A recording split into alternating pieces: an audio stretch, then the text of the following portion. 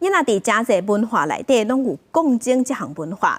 讲经是一项世代传承古早的工课甲职业。亲像伫乡家里，就一个人口敢若350个人的小所在，有一个已经80岁阿嬷，伊60年来，逐工拢会去教堂讲经，一工上无爱做2届。讲经这个文化嘛，已经是当地人共同的基地。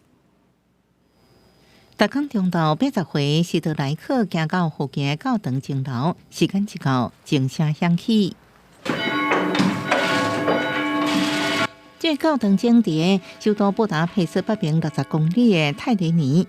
斯德莱克考经已经考一甲子，为20岁开始，就对阿公阿嬷甲爸母伫这座天主教堂考经。Az harang, az az élőket hívja, holtakat siratja, viharokat megtöri.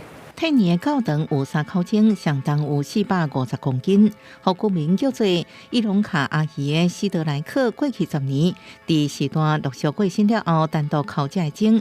虽然年岁已经大，不过当年的锻炼可以保有肌力甲体能。Menni konditerembe. Igen. Mert ugye mindennek mozogni kell, kéznek, lábnak, mindennek mozogni kell, úgyhogy. 愈来愈侪教堂用正式自动报送系统，真人考证是愈来愈少甲珍贵。泰雷尼考证人的名声流传出去，媒体甲游客为任何所在来看伊隆卡阿姨的庐山真面目，也带来观光真潮。